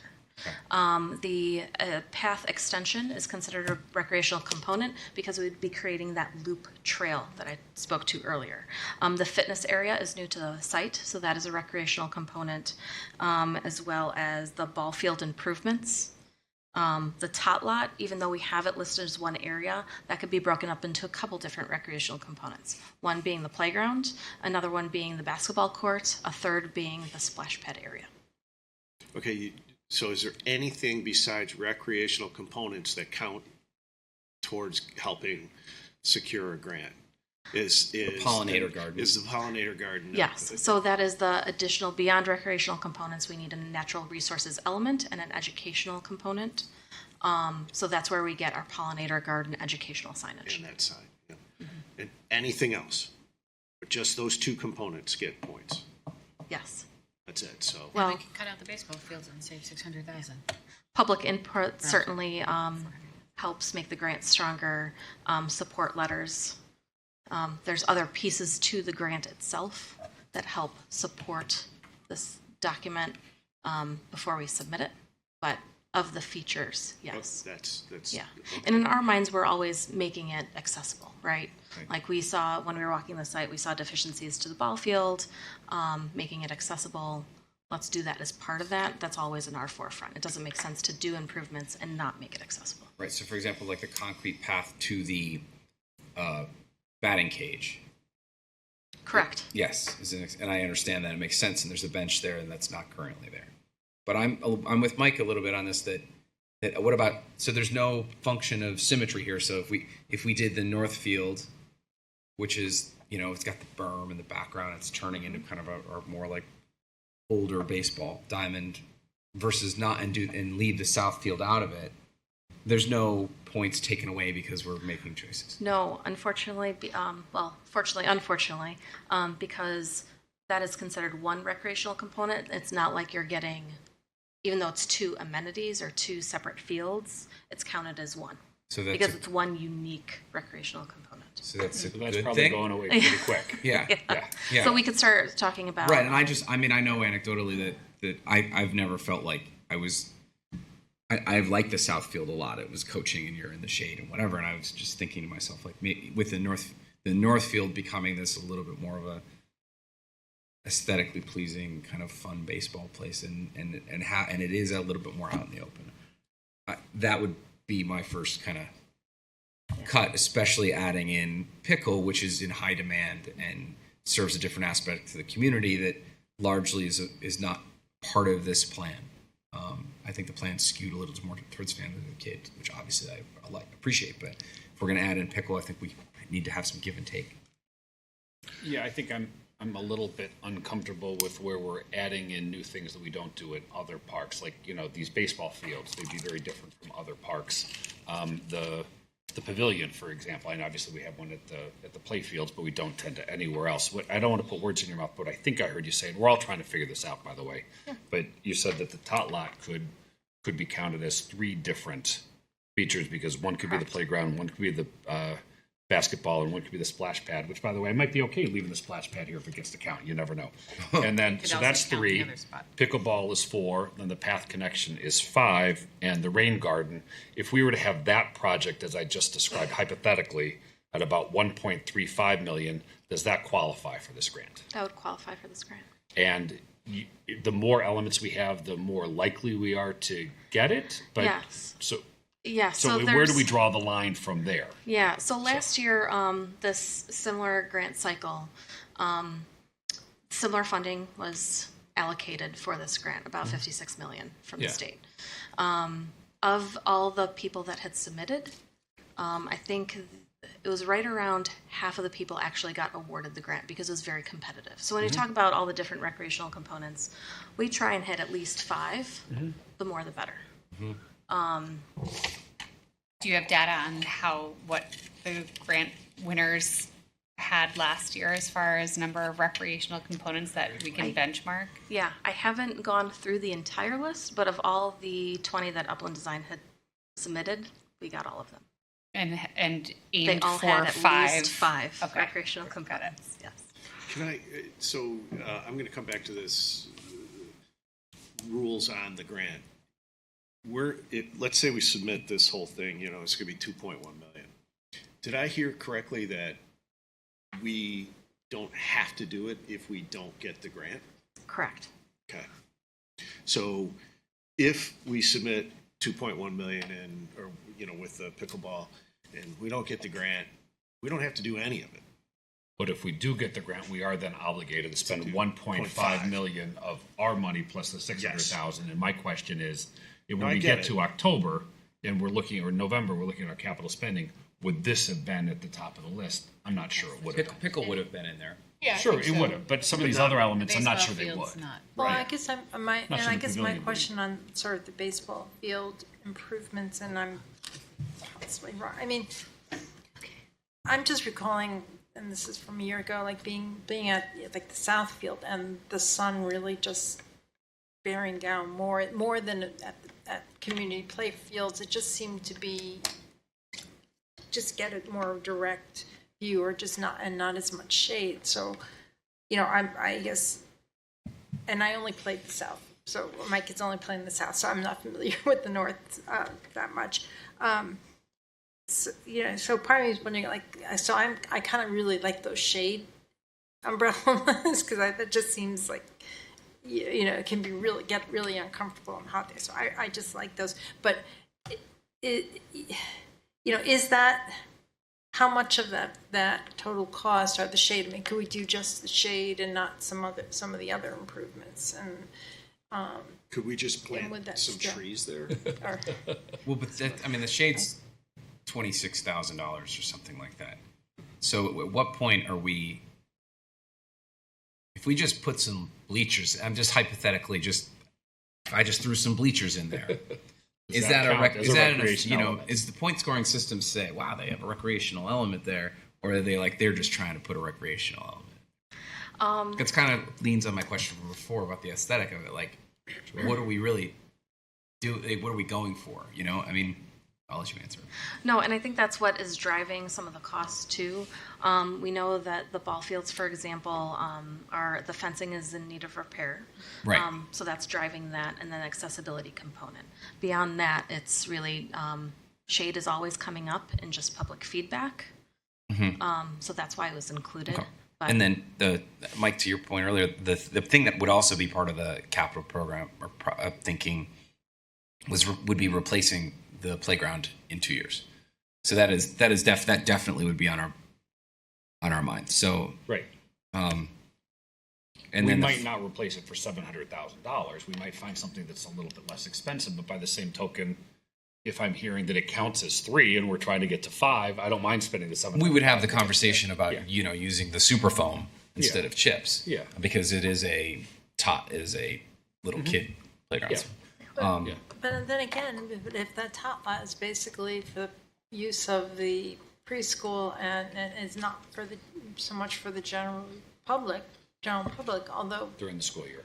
Right. or during the school year, is that, I guess, is that really as much of a worthwhile expense as, if it was like at Early Wine Park? I'm trying to put something in which is just open to everyone. So I'm just kind of bringing that up too. Okay. Yes. So back Thank to the you. ball field questions. Yes. West Park would be our newest baseball field that we have. We do have shade structures over the dugouts. We have designated dugouts, designated areas for bleachers.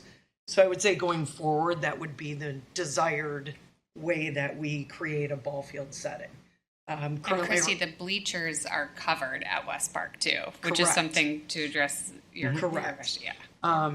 what they're showing in their pictures of the shade structure is not what we have at West Park. There are different designs, there's different styles. Maybe we could find one that's for $10,000 rather than $26,000. We're just trying to get direction of how do you want us to fine tune these numbers so that we can submit a really good grant application. The playground, I would argue that probably gets more use than Early Wine or Forest Park because it's All day long. programmed Monday through Friday from 8 a.m. until 6 o'clock. They are cycling out every single preschool class. So making that a 19-year playground rather than a 20-year playground, it may have been needed replacement 18 years because it is used so heavily with that group. There was one other thing I wanted to talk about. You're not going anywhere. You know, I'm really comfy back there. Splitting the baseball fields at all, like one versus not doing one and one doing the other. I think the thing to keep in mind is the baseball fields is something we're going to have to address at some point. It's just like any other Fencing. piece of equipment we have. At some point, it needs to be updated. The question needs to be answered, though, of do we want to include it in this grant application? Does it bolster the chance of receiving a grant? But keep in mind that if we do receive a grant and it's a part of the application, then we are obligated to do that within the 2 years after the grant is awarded. But at some point, we're going to do this work either which way. Right, but We Steve, can I say think that the about devils are anything. in the details, because if you say that we have a 10-year expected life, well, then I'm not so inclined. If we say we have a 6-month expected life, then I'm very inclined. Yeah, I'm So not the devil's in the advocating to put details. it in or take it out. What I'm saying is if we take it out, it might provide more flexibility and therefore more justification to take it out. But for someone else, it might be, oh, we're going to have to do it either which way, so let's do it now. And that would be something that we're going to be talking about during the budget season, is we created a park inventory for all of our amenities. So water fountains, benches, fencing, ball That's fields. great. So we're going to have more direction this year with those rotations. I like what Commissioner Leahy was saying about the difference in the baseball parks, and I'm there every day in the summer, and what I would say the difference between the two fields, the south field, you have that shade coverage from the trees along the third baseline, and it provides the players and the parents relief over there. So the addition of the pavilion on the north field is such a welcome addition because that's all in the sun. Right. You have those, again, on the third baseline, you have a few trees that provide shade that the parents hover under during rainstorms and during all the hot days that you're sitting there. So in terms of prioritizing sort of where amenities need to go based on the existing structures, I agree that the north field to me seems like if we need to spend money and it's only going to count towards one element, then we should focus that money on the north field. That seems to make more sense for me. Well, and we're also proposing a picnic pavilion by the north field that would offer That would provide even more the shade structure, Right. exactly. Yeah.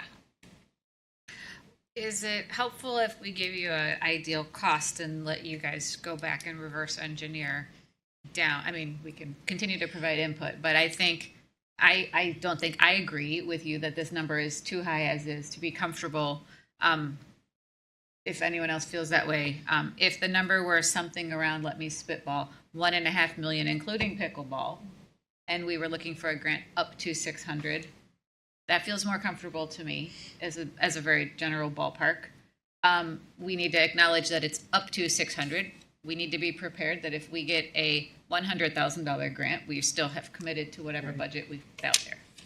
So how far down do we how much, I don't know, Christy, is there a scenario where you bring back to us, sort of to Mike's point, things that are coming up within the next 18 months from when this would happen, that would be in that useful life anyway, that we would already be putting into capital versus what would be truly extra?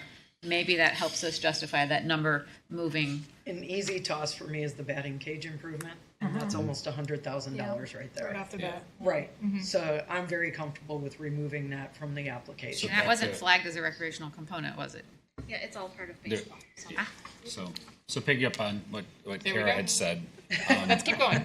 Yeah. What about the third? Picking up on what Kara had said, It's 300. that, it's sort of some sort of a range. I mean, obviously, we probably want a target of at least 1.2 because we'd like to have the potential to get the full amount of Right. grant. For sure. And so that would be my minimum, and 1.5 would probably be my maximum. But I don't necessarily. I'd love to see an option at 1.25, 1.4, 1.55, so whatever. So 2 or 3 different options to choose from. But I wouldn't like this. I'm not comfortable going past 1.5 without understanding how this fits in our overall capital planning, and we're not going to have the opportunity to do that before the grant needs to be Right. submitted. So that would certainly be a hard max for me. But So I if do. we take off batting cage, we're at 2. We're at 1.5. 2. Because you're including pickleball, we're at 2. You gotta add pickleball into that one. All right, so well, it's see, I a- got two. Yeah, I Because we got just to about- 1.5. We're assuming pickleball is about 400,000, probably with the fencing we want Right. to do, high threes, whatever. So that puts us at 2.1. So the batting cage gets us back down to 2, but there's still $500,000 there. maybe 700,000, we're looking for options to. And I go think back. just want to reiterate what was noted, that once we are awarded the grant, we have up to 2 years to spend that money. So really, we're looking, I'm so grateful that we do have this inventory, right? And you have these scheduled things out. So really, we would be awarded the grant in 2025. So we're looking at anything that might be in her inventory flagged for repair up through 2027. That's money that we might have place held in capital budget anyway, Sure. which can help me, if necessary, if you sort of built the case for us, right? Slide that number as the case could be there. That would be, that I could get my head around that. It's not an additional $2 million commitment that we're making, where half of that would have already been there. And one thing to note, if you go for the full $600,000 grant, they don't just award part of it. They fulfill the full request that you're requesting. So it's not like they're spreading across multiple different agencies and you're only getting $100,000 of the $600,000 ask. If you ask for 6, you will get the full 6. All right, I think we heard something different a few minutes ago. So yeah, we want to clarify that. Yes. So either we will be granted the full amount or we'll be rejected. Correct. It's Okay, that's helpful then. I missed that. My children walked into the room and then left. What was that again? Why did they leave? I don't know. It's kind of funny. They're teenagers. They are teenagers, yes.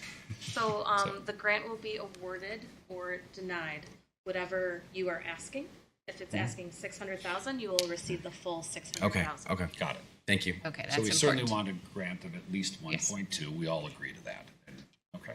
So at the COW meeting, we'll come with 3 separate options with 3 proposals for the EOPC so that we can determine which one would be the best fit for the grant application. Right, and your goal on trimming the number is drilling down on, like, if you still want to do improvements at both baseball fields, well, maybe this structure for shade is less expensive than this one. So you're just going to drill down on some of that and maybe eliminate some other options like we're throwing out batting. Yep. Okay, beauty. I think Cool. yeah. Thank you. Thanks. Thank you very much. Thank you. Very Thank you. exciting. Thank you, Maria. Thank you so much. Thanks, Maria. Yeah. Great job. Really helpful. My agenda. So do we need to approve a resolution? Yes, I believe we have a motion for a resolution 7.2. Do we, is that moved? Oh, that's my turn.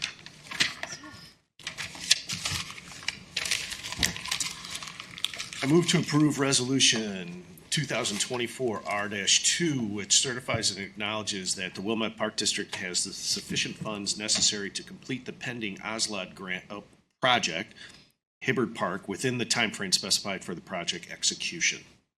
I'll second. Okay, discussion? Yeah, I have a little bit of discussion just to clarify because we don't necessarily know what the scope is, but we're approving the resolution. Is there a problem with that? The resolution doesn't speak to scope nor cost estimates, Okay. so I do not believe there is. Then I'm good. Good question. I asked that earlier. The resolution is a one-pager Yep, that I I read will it. sign that says we are applying for this grant. And we have the funds that we have the necessary. And we funds. have the funds, Yep.